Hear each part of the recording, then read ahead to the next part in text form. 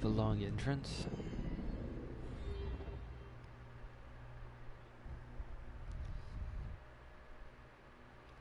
So, discover Egypt.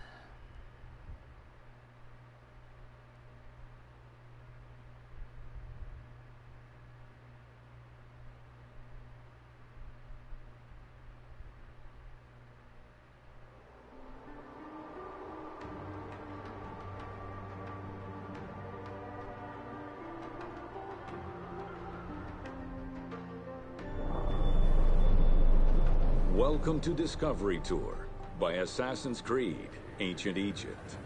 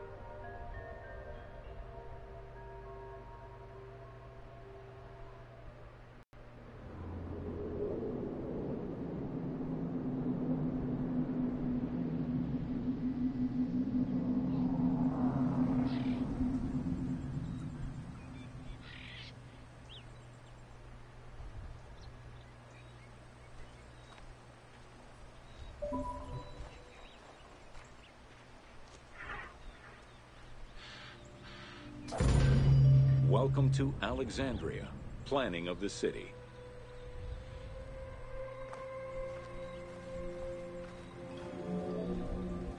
Alexander's plan to build his great city began with a verse from Homer's Odyssey.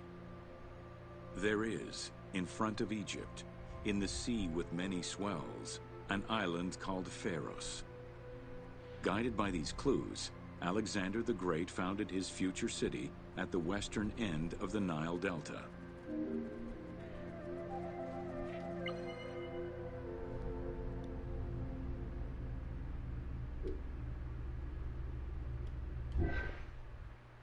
Guessing that's Pharaoh's over there.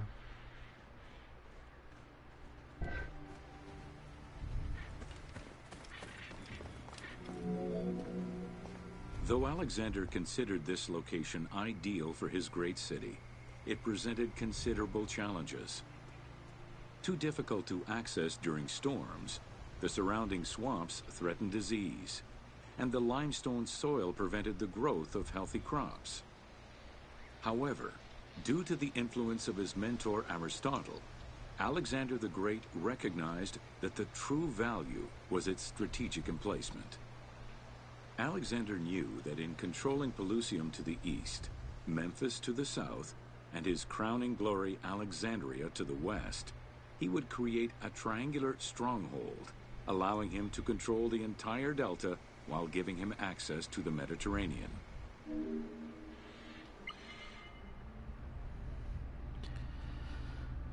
You can see where Alexandria is right there.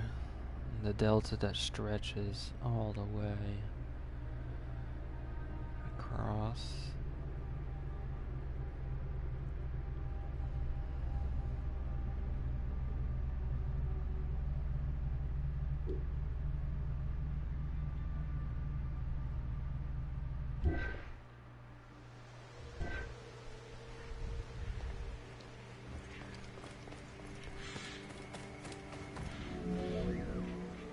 The great walls of Alexandria had a humble beginning.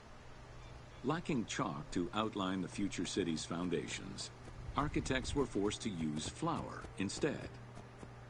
Clouds of migrating birds swept down and ate the flour, erasing the plans. This prompted Alexander to seek guidance from the oracles, who reassured him that his future city was destined to feed a large population.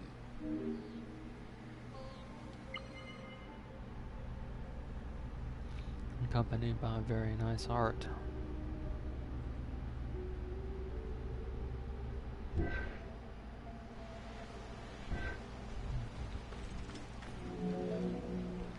Excavations led by Mahmud Bey el-Falaki in the 19th century revealed that the wall enclosure measured approximately 5.2 kilometers in length and 2.2 kilometers in width.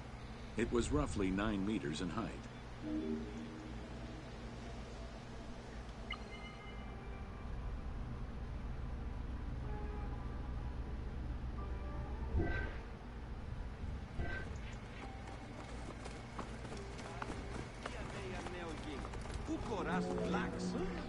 These formidable ancient walls would resist a number of attacks, including fending off the king of Syria in 169 BCE.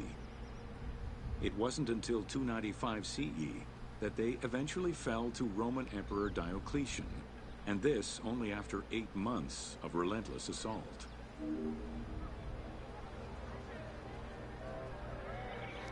Eight months is not really a long time. There are some sieges that lasted years.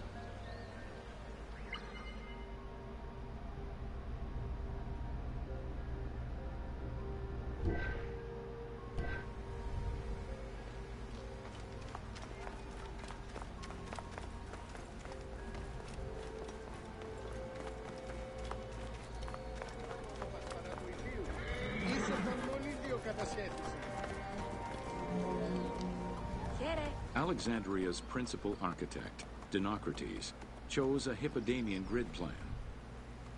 The grid maximized functionality, with wide, straight roads and canals running beneath them. Alexander recognized the military value of the city's design. The wide, parallel streets gave him optimal surveillance of the city, while allowing the unobstructed flow of troops. And there's the design right there.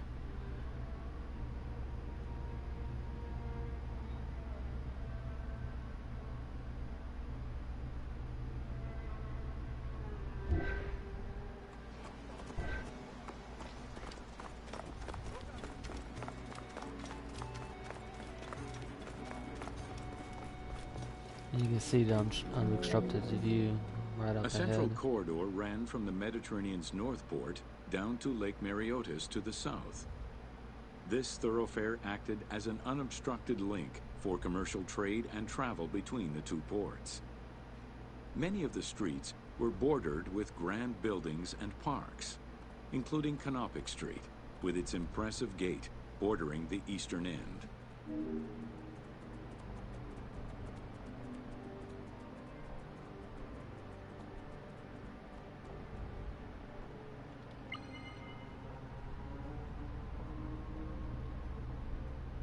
You can see just how massive it was here.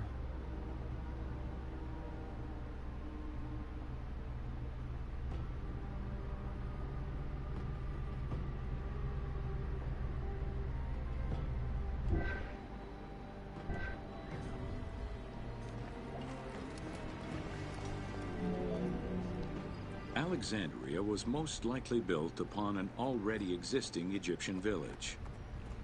Upon its completion, the Egyptians reviled the city, refusing to call it by its founder's name. Instead, they called it Raked, the building, as a mark of disdain, which was later Hellenized into Rakotis. Despite this, the name Alexandria would remain.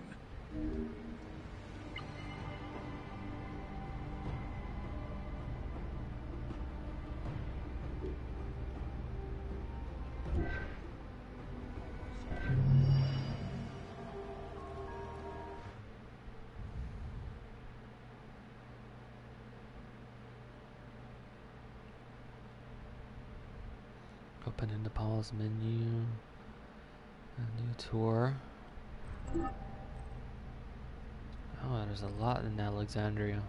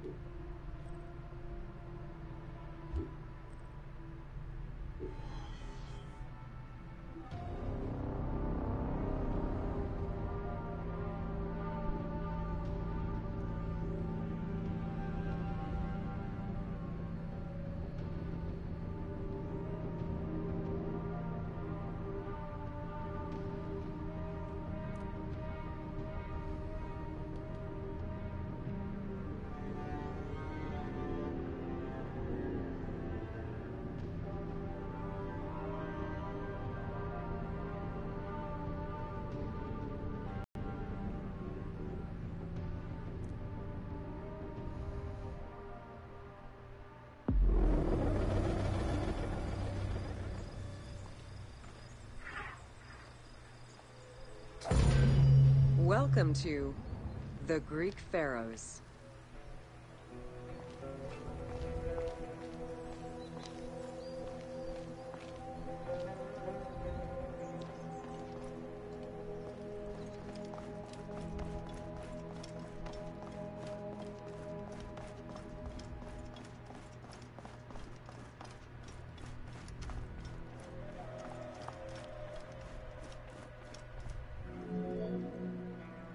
Pharaohs were considered divine incarnations of the gods. As an avatar of the gods living on Earth, the pharaoh's role was to preserve fundamental values and universal harmony by removing chaos, Izfet, and ensure that justice, Mot, prevailed. The pharaoh, by divine ancestry and through multiple offerings, was the bond that unites the world of men to the world of the gods and allows the maintenance of the cosmic order.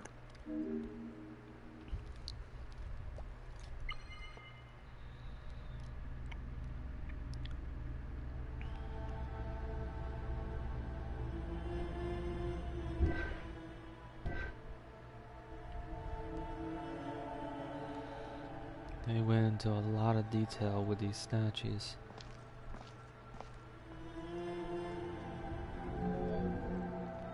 The Ptolemaic dynasty reigned over Egypt from 305 BCE to 30 BCE. The dynasty was called the Ptolemies of the Lagids, in recognition of the founder of the dynasty, Ptolemy Lagos, a Greek general and close friend of Alexander the Great. While Macedonian, Ptolemy Lagos understood that to be accepted by the Egyptian people, he would have to adopt their traditions. Upon assuming the title of pharaoh, he changed his name to Ptolemy I Soter, meaning savior.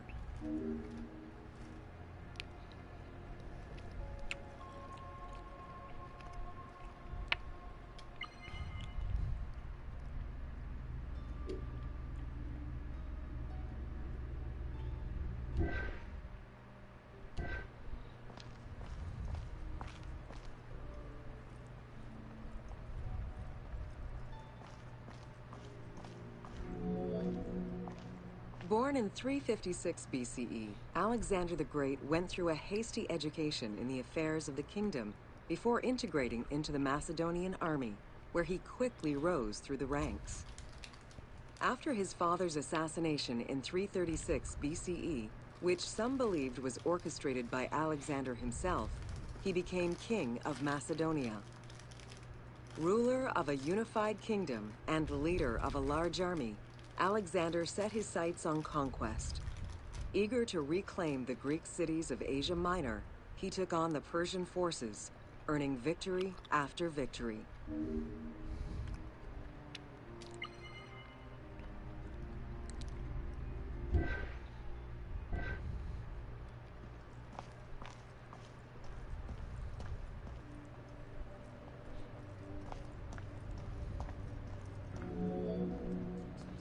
Ever victorious, Alexander the Great marched on, laying siege to city after city until he reached Egypt, where the Persians were defeated yet again. Viewed as a liberator by the Egyptian people, Alexander decided to become pharaoh in due form. He traveled to Thebes to make a sacrifice to Apis, then went to the oasis of Siwa, where he was proclaimed son of Amun. Officially pharaoh of Egypt, Alexander spent much of the winter there and founded the city of Alexandria. Perhaps not coincidentally, being pharaoh allowed Alexander to spread propaganda to prepare further conquests. He resumed his military campaigns in 331 BCE. He created a lot of Alexandrias.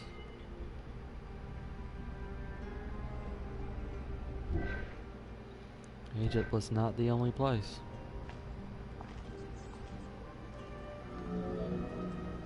On his deathbed in 323 BCE, Alexander the Great gifted the satrapy of Egypt to Ptolemy Lagos. Perfectly aware of the value of Egypt, Ptolemy ensured not only the stability of the country's borders, but also its economic and military development. At the same time, he worked with the Egyptian elite to maintain the internal order of the country. By 305 BCE, Ptolemy, well respected both in Egypt and in the Mediterranean, was at the head of the largest fleet of the Hellenistic world.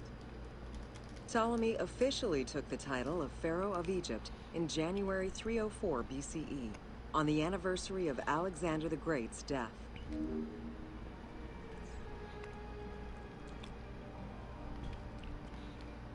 And after being taken in by the Romans, Egypt will be known as the breadbasket of the Roman Empire, because of its growing seasons, numerous growing seasons, more than one.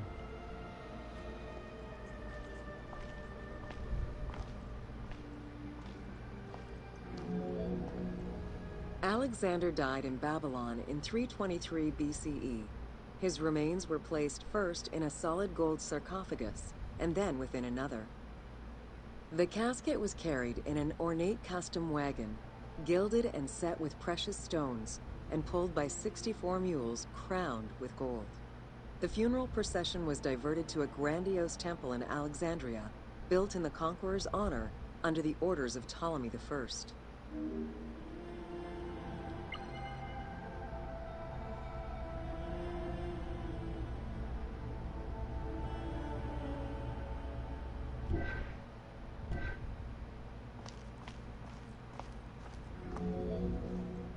Julius Caesar visited Alexander's tomb at the capture of Alexandria, and the Roman Emperor Augustus reportedly placed flowers there.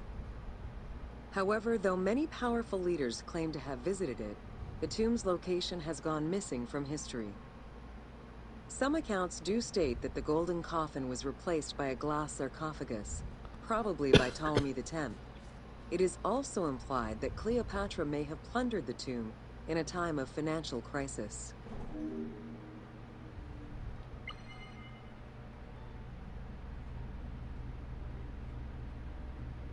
And you see Julius Caesar's visit to the tomb in the game.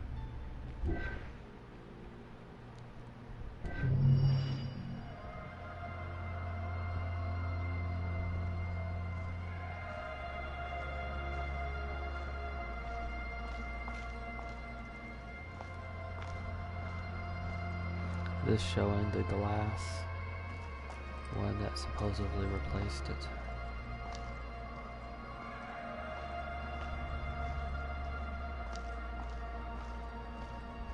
Or the glass sarcophagus.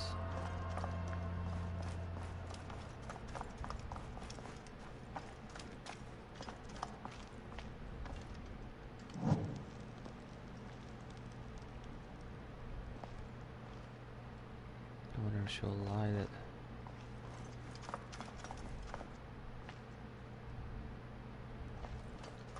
Or maybe not.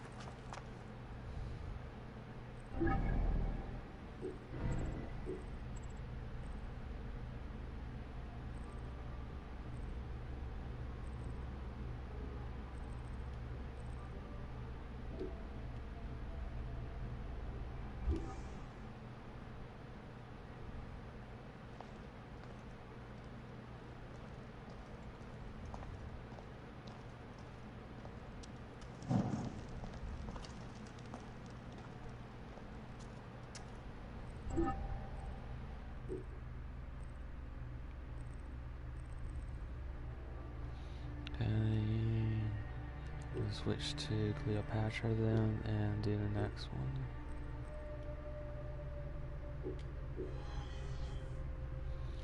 one. And thanks for watching. I'm doing the discovery tour of Egypt. The next tour, Cleopatra. And this is her in-game model.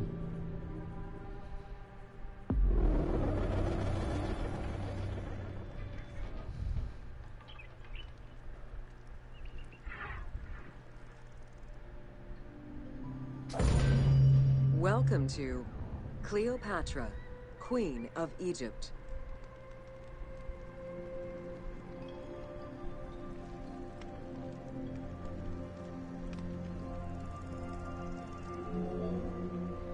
Cleopatra VII Theophilopator ascended the throne in 51 BCE at the age of 18.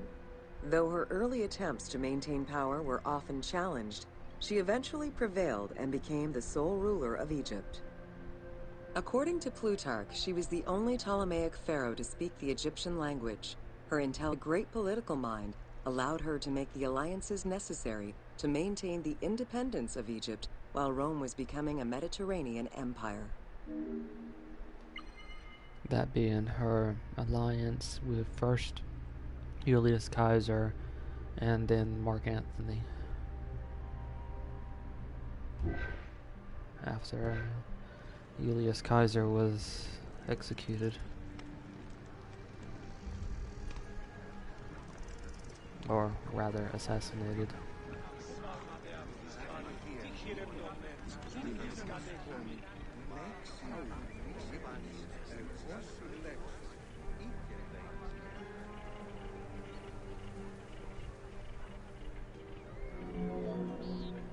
It is important to understand that Cleopatra's knowledge of Egyptian language and keen understanding of the culture allowed her to make powerful ideological reference that resonated with ancient Egyptians. By associating herself with the goddess Isis, the Divine Mother, Great of Magic, and repository of divine essence, Cleopatra firmly established herself as the protector of the two lands and legitimized her place on the throne.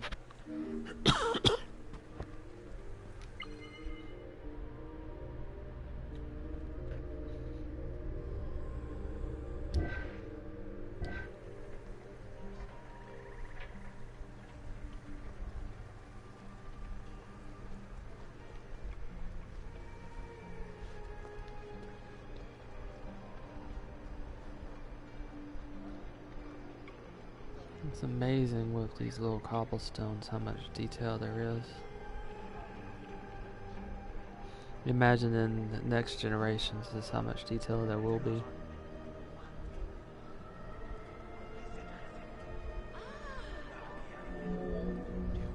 Upon his death in 51 BCE, Ptolemy XII Aulus bequeathed his kingdom to his daughter and eldest son, Cleopatra VII and Ptolemy XIII. As was custom, the siblings were married. The new pharaoh was 10 years old, his sister wife 17. The early years of their reign were not easy. Between 50 and 48 BCE, droughts and floods aggravated Egypt's problems. General Achillas and the royal advisor Pothinos kept intervening in the young ruler's political decisions, and eventually colluded to turn Ptolemy XIII against Cleopatra. By 48 BCE, Cleopatra was in exile.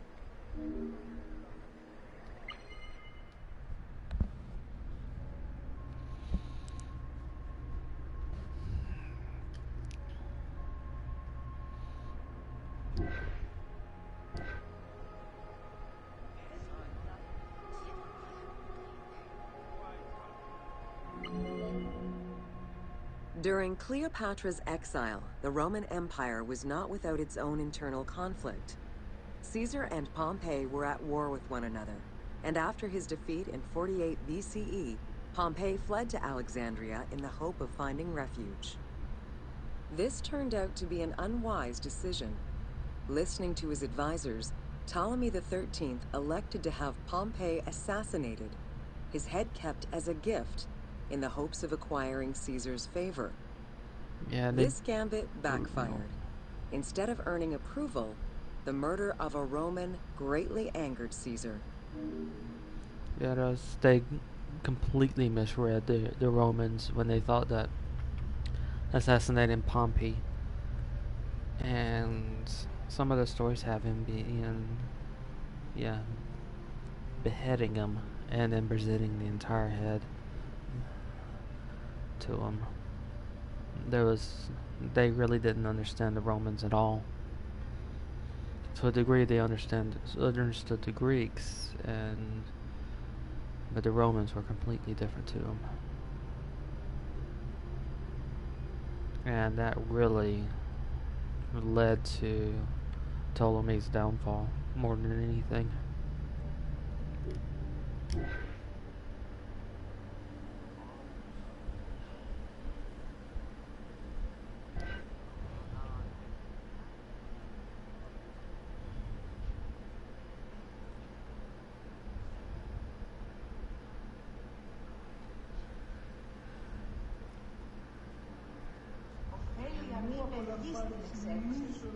And plus, Kaiser saw him as a annoying child, basically, which he still was. Cleopatra, aware of Caesar's anger against Ptolemy for the murder of Pompey, decided to take advantage of the situation. She returned to Egypt in secret, hoping to establish an alliance with one of the most powerful men of the time. Outside of the legend, where she had herself smuggled into his quarters in a carpet, what exactly happened during that fateful meeting remains a mystery. However, Caesar seemed to see a better ruler for Egypt in Cleopatra than in her young and too easily influenced brother. Invoking Ptolemy XII's will, Caesar attempted to mediate peace between the siblings. And this did not work out well for him. Ptolemy, that is.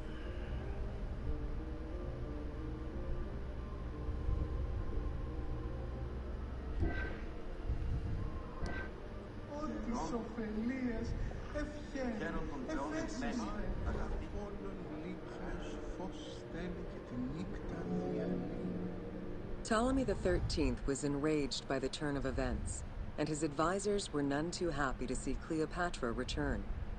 Urged on by General Achillas and Pothinos, the young pharaoh plotted against Caesar and Cleopatra, resulting in the siege of Alexandria in 47 BCE.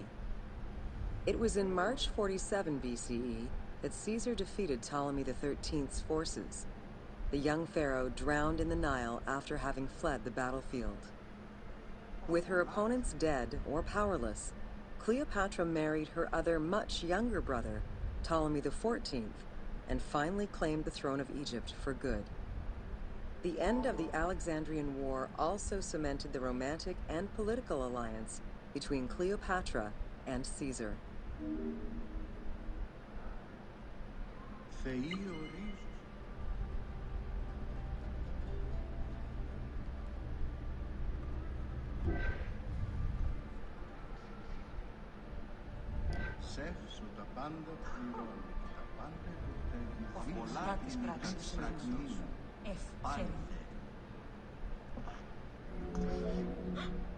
In June of 47 BCE, Cleopatra gave birth to a son, whom she called Caesarion.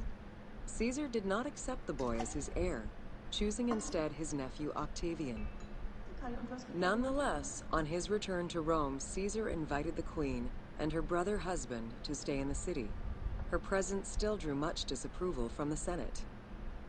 Always a strategist, Caesar left 4 legions in Egypt and a man he trusted to direct Egyptian affairs, giving him control of the wheat supplies essential to Rome. The breadbasket of Rome. Cleopatra and her entourage remained in Rome until March 44 BCE, when Caesar was murdered.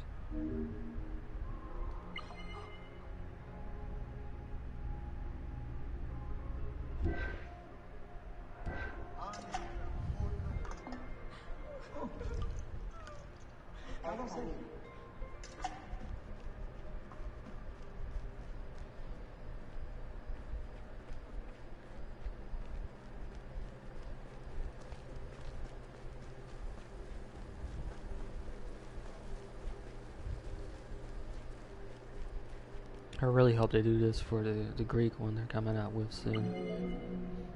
Caesar's most faithful ally, Mark Antony, often visited the Queen of Egypt during his stay in Rome. Unlike most, he recognized the legitimacy of Caesarion, the natural son of Caesar. Antony knew he would need the riches of Egypt in order to fight Octavian and claim the Roman Empire. Cleopatra, in return, saw a powerful ally. In the winter of 41 BCE, she arranged a sumptuous tour of Egypt by boat to show Antony the wealth of her country and the power she held as its ruler. A romantic and political relationship followed. The Roman Senate was once again most displeased. To calm spirits in Rome, Antony married Octavia, sister of Octavian.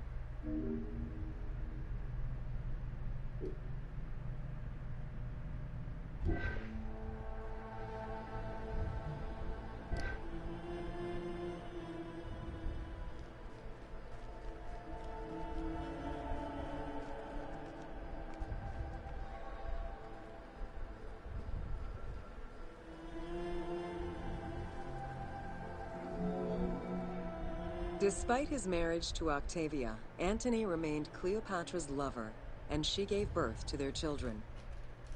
Cleopatra increased her kingdom's territory and started a political propaganda alongside her lover in Egypt and beyond. She hoped to create a Ptolemaic federal empire with Alexandria at its center. Antony eventually repudiated his Roman wife for the Egyptian queen, much to the dismay of the Roman elite. However, while Mark Antony focused on Egypt, Octavian carefully gained military and political ascendancy over him in Rome.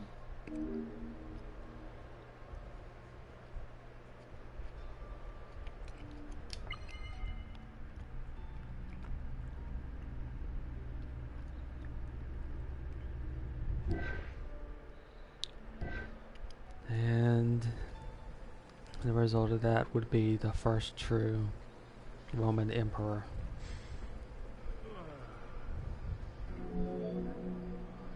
Octavian managed his own propaganda campaign and succeeded. The Roman people hated Mark Antony and Cleopatra. To avoid the censure still inherent in attacking a fellow Roman, Octavian simply declared war against Egypt. Rome's power still reigned supreme.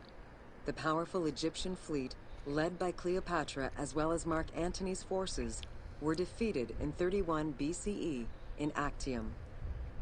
Octavian arrived in Egypt in 30 BCE to formalize his victory.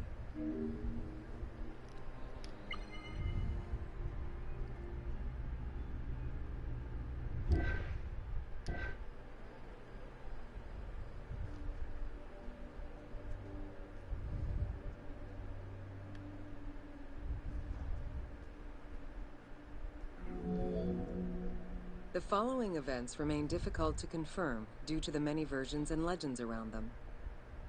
It is believed that after hearing a rumor about Cleopatra's suicide, Mark Antony committed suicide himself. He was brought to the queen as he slowly passed away. Knowing that Octavian would have her chained and paraded through Rome in defeat, Cleopatra planned her own suicide.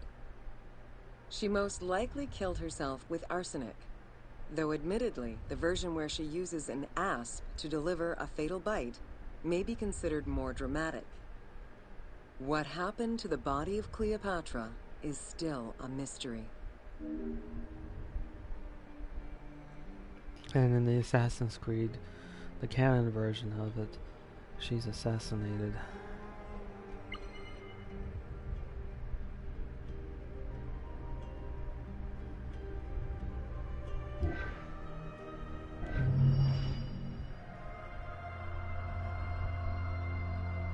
And you see a little bit about that history in Assassin's Creed 2.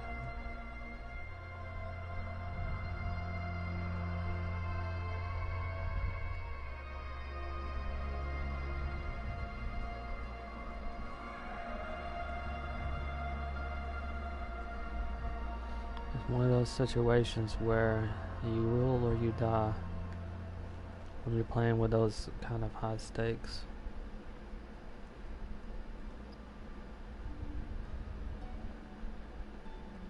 As to whether Octavian, he probably would have done what?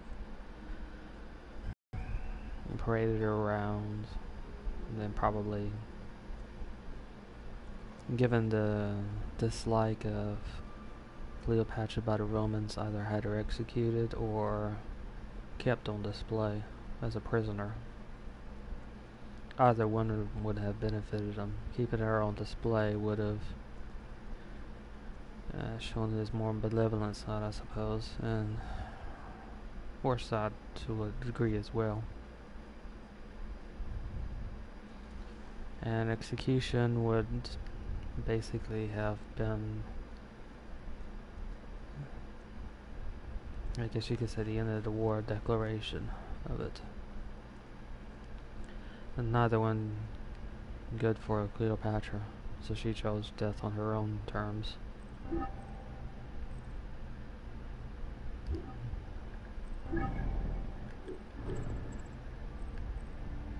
Now switch to Julius Caesar and continue on with the tour. Siege of Alexandria sounds like a good one to go with.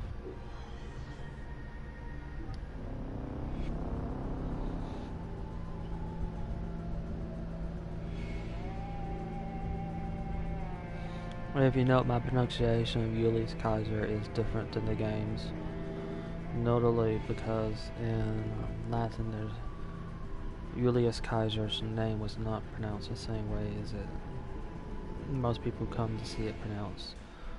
They make some jokes about the Caesar salad, but that's actually based on a Italian, not a Roman.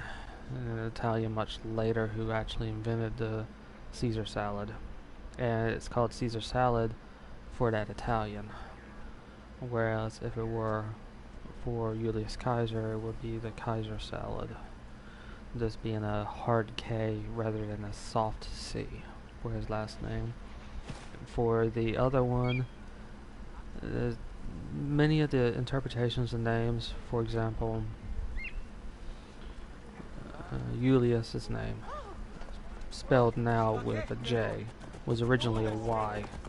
Over time and over alterations to the language itself, the Y's became J's, and thus the pronunciation became Julius Caesar later on, whereas the older pronunciation would have been Julius Caesar.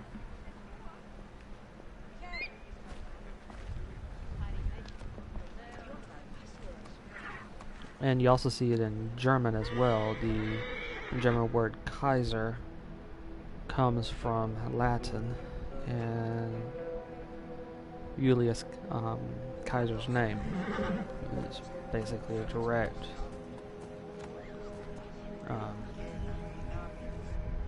direct influence, I suppose I should say. Welcome to the Siege of Alexandria.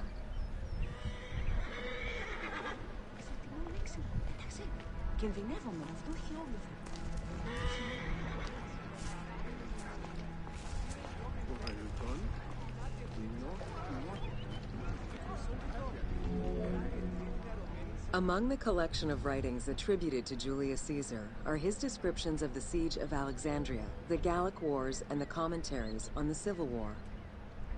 These archives contain information on different campaigns, the wars of Alexandria, Africa, and Spain.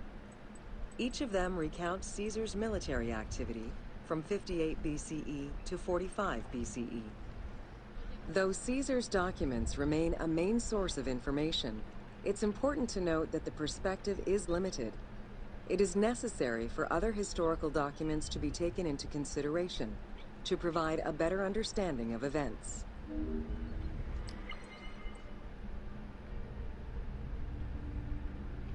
Translation, it can be viewed as propaganda, basically, and to a large extent it was.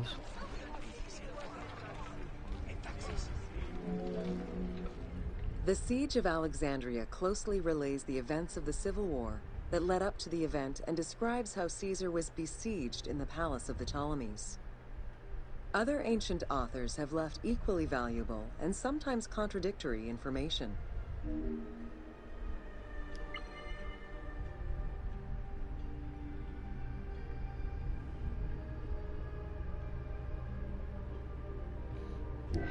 Which is not uncommon.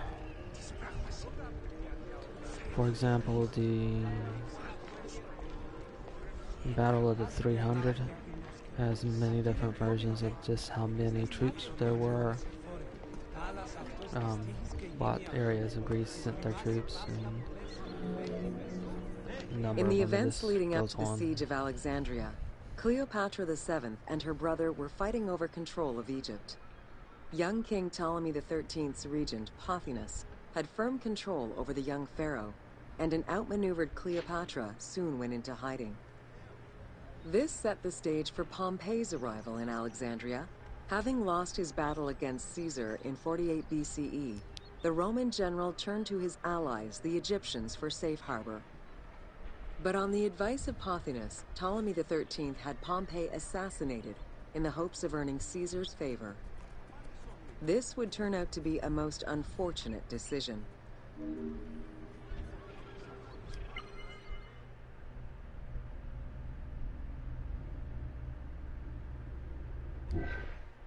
Άνθρωπε, ενθαδείστη. Απάντησε ορμή. Not just for turning someone you offered safe harbor to, but also they drastically misunderstood the Romans. Upon his arrival in Alexandria, Caesar was presented with Pompey's head. The sight of a Roman murdered by Egyptians did not sit well with him. Caesar made his displeasure clear, ordering the return of Cleopatra, and for the siblings to resolve their differences and resume their co-rule of Egypt, as per the will of their father. Neither Pothinus nor Ptolemy XIII wished to accede to this demand. While doing his best to aggravate Caesar, Pothinus secretly plotted against the Roman ruler and sent word for Egyptian general Achillas to bring his 20,000 men to fight on his behalf. While Pothinus plotted against Caesar, Cleopatra made a bold move.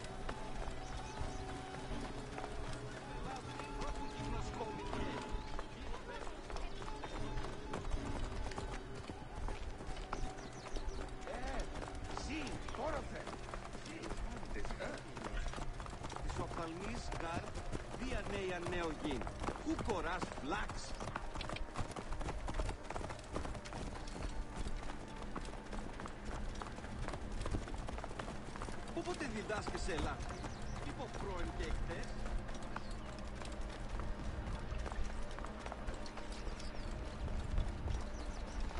I wonder what horse you'd call.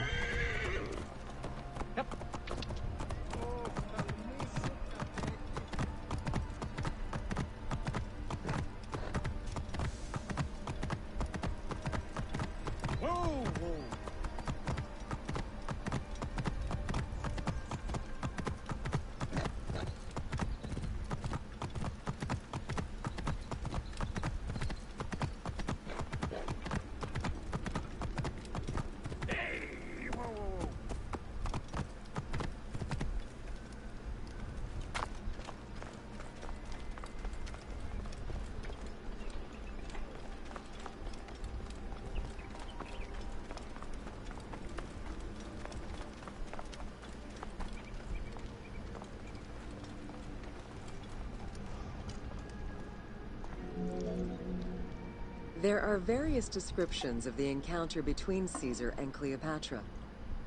One report states that she snuck into the palace alone at night. Another account claims she was accompanied by an ally and was brought inside the palace wrapped in a carpet bag.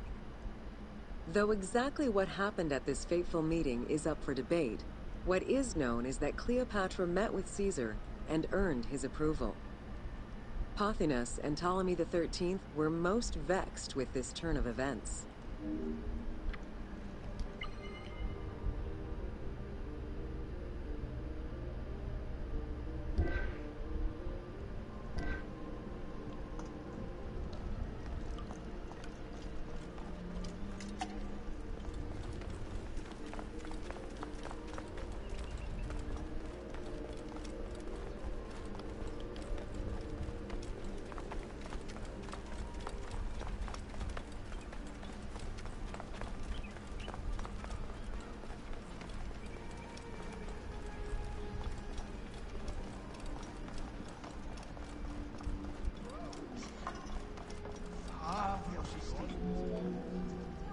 With Cleopatra finally present, Caesar chose to act as mediator between the siblings in the hopes of a peaceful resolution.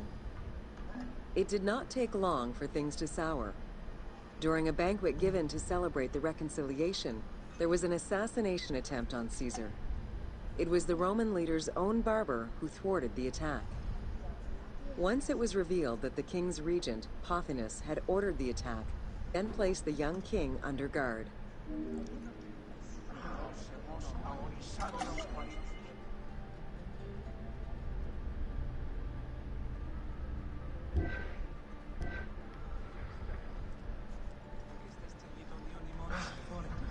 Όλας αυτός της τύχης και γίνει αυτού. Θυμάσαι πας να πουλήσεις έναν ελεύθερο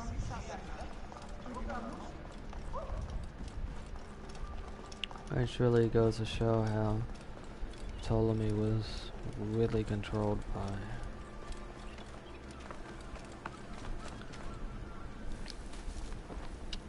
his advisors.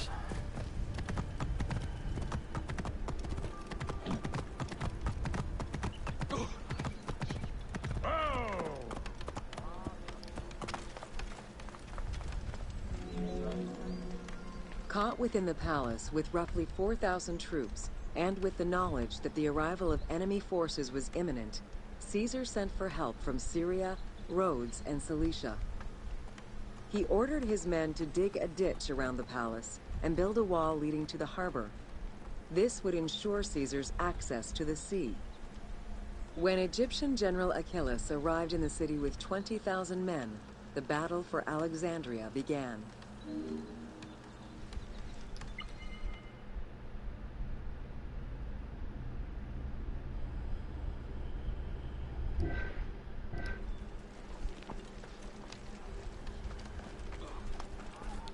A little bit of preparation goes a long ways.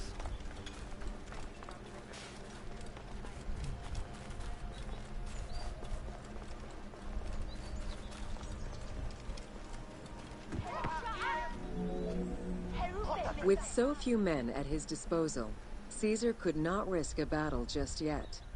He sent ambassadors to Achilles in the name of Ptolemy to propose a truce.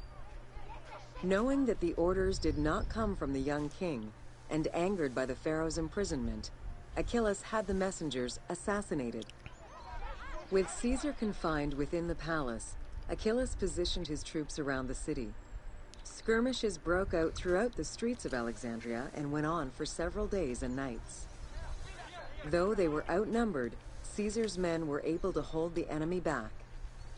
This prompted Achilles' next move: capture the Roman fleet stationed in the harbor.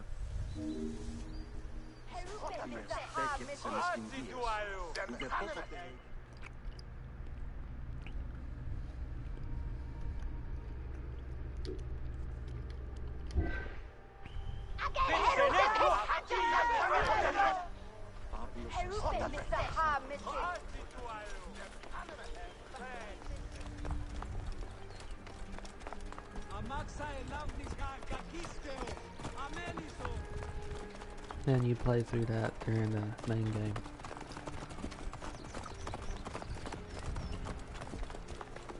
Πότε διδάσκεσαι Ελλάδα. Είπε πρώην και εχθές.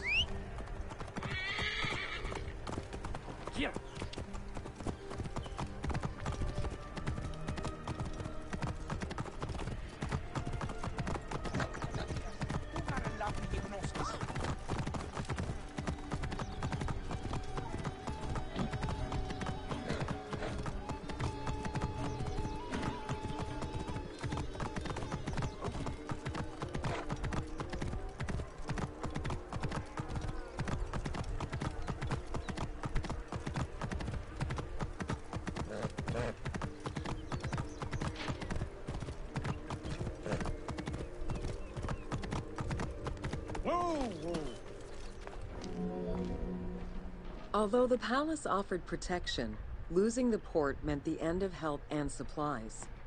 Caesar knew he had to protect the fleet. While he and his troops succeeded in regaining control of the port, he knew it would be impossible to sustain. Caesar ordered the burning of the ships. With passage back to the palace closed off, he headed for the lighthouse of Alexandria.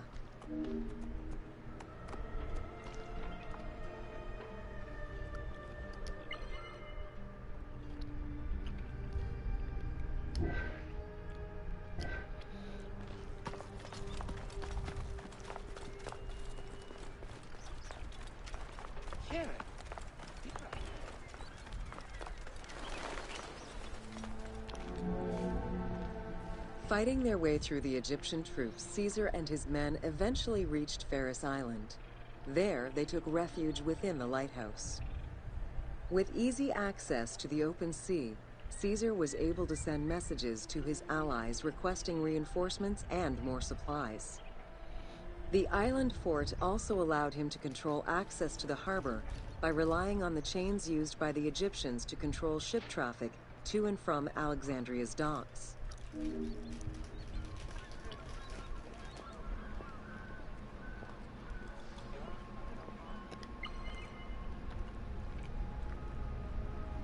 And you can see where the chains would have been. The chains would have been brought up to block traffic and lowered to allow it through.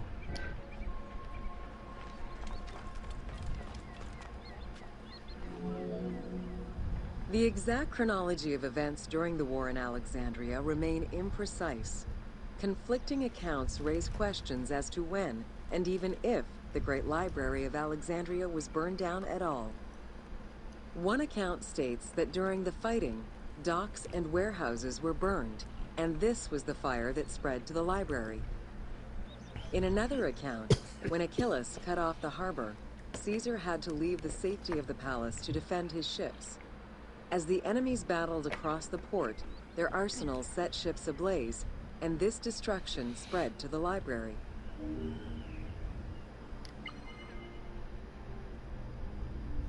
And unfortunately, there's no way to find out what really happened. But the Library of Alexandria was burned multiple times. More than once. In either case, the Great Library was not completely destroyed. Experts point out that its location was too far from the harbor, and much later texts refer to the Great Library as being intact. Warehouses near the harbor contained manuscript copies awaiting export, and it is more likely that these documents were destroyed than the Great Library itself.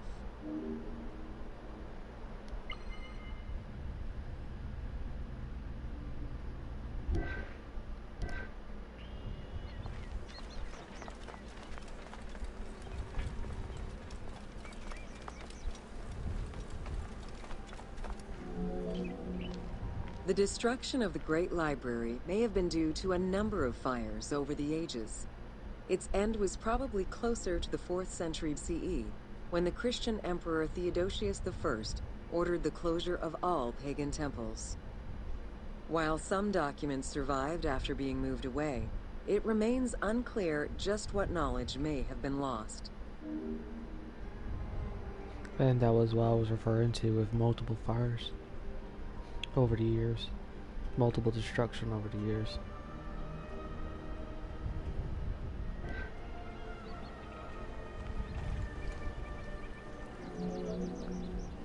Where there are accounts of Achilles being in control of the battle against Caesar, it appears that instead Cleopatra's sister, siding with her brother, had him killed and put her ally Ganymedes in his place.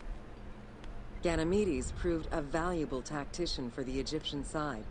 It was his idea to cut Caesar's access to the harbor, thus trapping Caesar at the palace.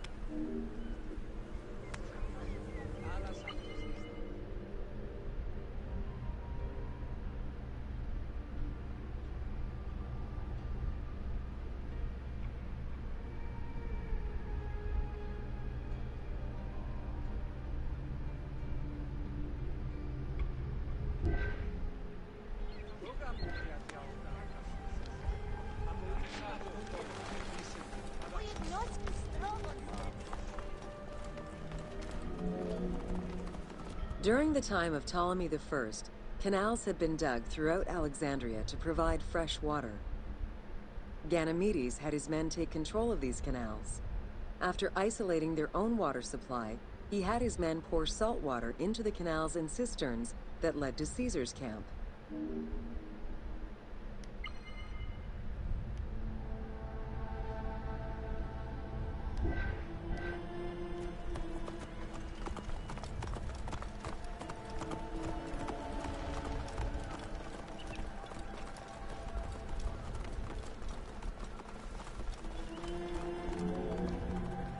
Panic erupted in Caesar's men.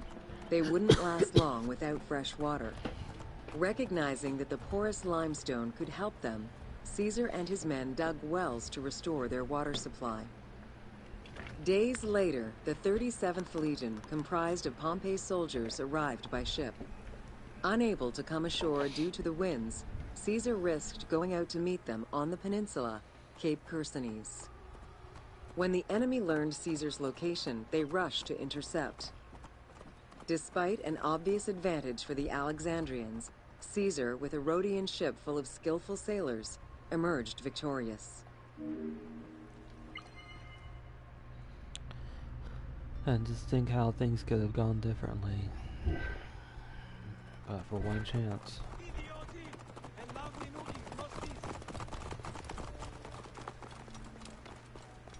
There are a lot of those throughout